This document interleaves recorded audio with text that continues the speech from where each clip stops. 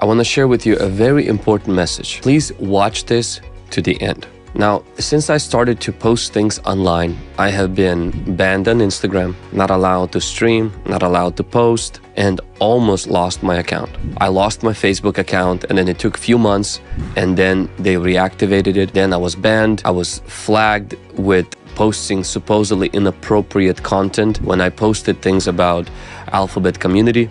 TikTok is where I got shadow banned, especially when I started to post things about purity and sexual purity. Now on YouTube, that has not happened yet. But if you have watched my ministry, you've seen that especially during the Pride Month, I took a very strong stance on the biblical truth and the biblical standards for morality. And that is not very much liked in our culture, especially by mainstream media and the culture. I know friends of mine who lost their accounts. I know other pastors who had large following online and completely either got demonetized, deplatformed, or completely removed. I want to give you a promise and also ask you for something. My promise is to preach God's word, not to water it down or to sugarcoat it, but also to season it with grace. Whether it's topics that people don't want to hear or topics that could get me banned on YouTube and kicked out of other platforms. I had to make a decision before the Alphabet month came up. Will I be preaching about this? Do we need to stream this? We're going to lose our platform. We're going to lose our subscribers and all of that stuff. But I knew that staying with the truth in love is more important than influence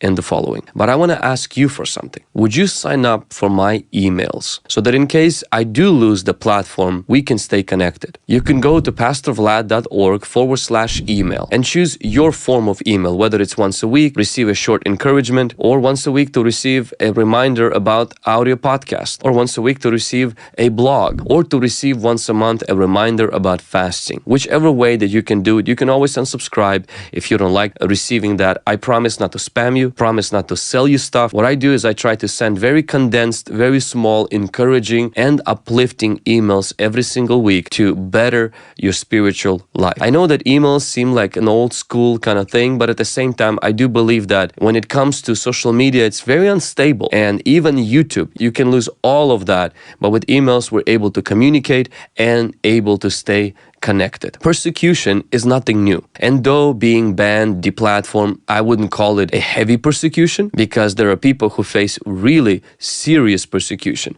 But still, it does remind us that in 2 Timothy chapter 4, Paul tells us in verse 3, "For the time will come when people will not endure sound doctrine, but according to their own desires, because they have itching ears, they will heap up for themselves teachers, and they will turn their ears away from the truth and turn aside to fables." And a lot of people, and some pastors actually, would avoid anything that is controversial, anything that could get them banned, and they just focus on, they say, no, we just preach Jesus, but means we don't talk about things in the Bible that could get them in trouble. That's really kind of what a lot of pastors are. Not all, but quite a few pastors online. Even I had pastors warn me, hey, you shouldn't be talking about that stuff. Hey, aren't you afraid you're gonna get, run over by the YouTube community or run over by this other community if you post things.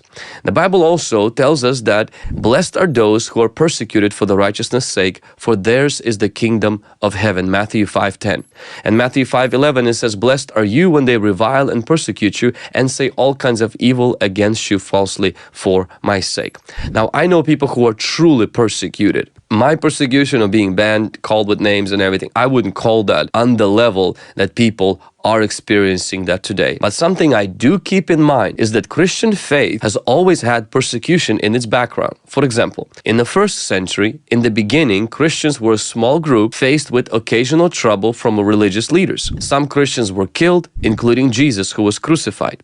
Majority of Christians were not attacked necessarily by the Romans, but by the Jewish believers who didn't believe in Messiah. They just believed in God and didn't believe that Jesus was the Son of God. Because Romans actually provided an umbrella of protection for the Jewish community, where Romans required their citizens and everyone under the Rome to worship Roman gods once a year and to provide a certificate that you worshiped God, their God. But Jewish communities had a free pass. They didn't have to provide the certificate that they worshiped Roman God once a year. And so they get the free pass because of their faith in God, and it was very important to them.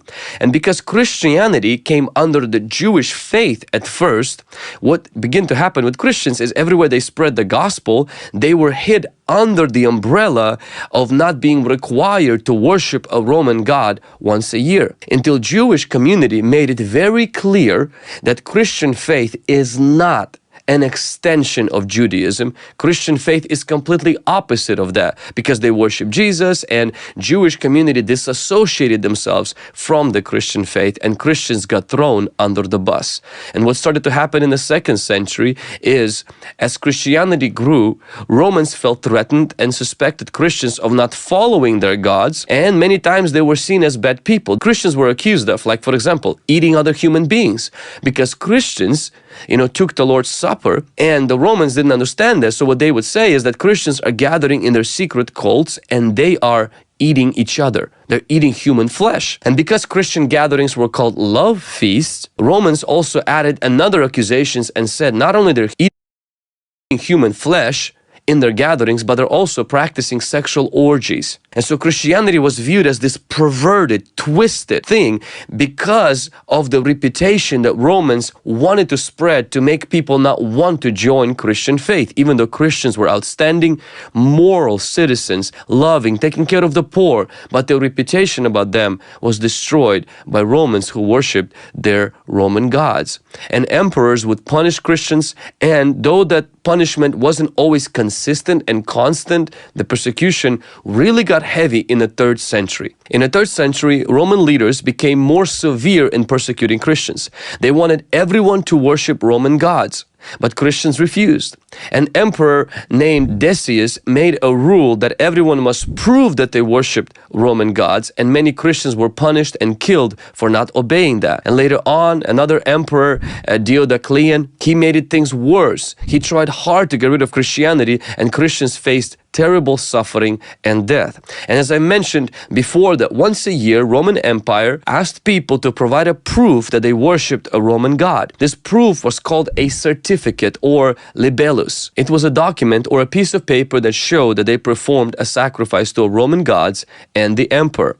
The authorities wanted everyone to follow this traditional Roman religious practices, and this certificate was a way to make sure that people were loyal to the Roman gods. And if people couldn't show the proof or refused to sacrifice, they faced punishment, fines, and penalties. And a lot of times they were killed. Some people would buy these certificates, even some Christians, under the table and get away with it. But many Christians were killed for not worshiping Roman gods. And Christians were persecuted, but they developed this thing like a secret symbol. And this secret symbol was a fish symbol, was an ancient Christian symbol shaped like a fish. And the word ictus meant fish in Greek. I probably not pronounced that correctly, but my Greek is not good. It was used by early Christians as a secret symbol during the times of persecution. The legend has that when Christians met a stranger on the road during the times of danger, one person would draw the upper arc of the fish symbol in the dirt, and if the other person was a Christian, they would complete the drawing, forming the full fish symbol. This way they could identify each other discreetly and share their faith without drawing too much attention from those who might persecute them. Over time, Christianity grew, persecution decreased, and then this fish symbol became more widely recognized and accepted as a symbol of Christian identity. And so I do want to encourage those of you who are going through persecution from your family members today, being called with names, being accused. I remember in the beginning stages of our ministry, other churches, would call us and really label us with such a weird, bizarre, false accusations. It was very painful because I wanted to be accepted by them. I really wanted to fit in. I didn't know any English at the time, and so it was just very painful. And I want to encourage you, if you're going through that, to persevere. Your reward is great in heaven. Don't give up. Find a community of people that believe and support in those things that you walking in and can uplift you. For those that are facing severe persecution, we're praying for you. We're standing with you, that God will intervene and bring relief and mercy in your situation. And for all of you who love this ministry and who are being blessed by this ministry, while I am not Debbie the Downer and expecting that this channel will get shut down and my social media will be gone, but at the same time, I do want to be prepared. I expect the best, I prepare for the worst. And so would you do me a huge favor and just go to pastorvlad.org/email and sign up for the email. You will right away get an email from me to let me know how you came up into this ministry, share a little bit your story. Try to reply to that right away so that our emails don't go into your junk folder going forward, and so that you can receive those emails. I promise not to spam, sell your information to other people or sell you stuff. I want to send short emails every week to encourage your Christian faith. And then in the PS of the email, I'll always kind of let you know of upcoming events or some things that maybe you wanted to be aware of. We're also developing a video platform on my website, and that will become an app where all of our solid teaching and our e-courses will be available on in case something doesn't go well with YouTube. So we don't want to put all of our eggs in one basket, but we're still grateful for this opportunity to bring these videos, teachings, and live streams to you through YouTube, through Facebook, and other means. But I do want to have a backup plan just in case something happens, because the way this world is going, I'm pretty sure that many Christian creators who speak the truth in love might not last very long on these platforms. We pray for the best, we hope for the best, but we do have to prepare for the worst. So thank you for watching this video. I hope that you were encouraged, and I hope to see you on the other side of the email list.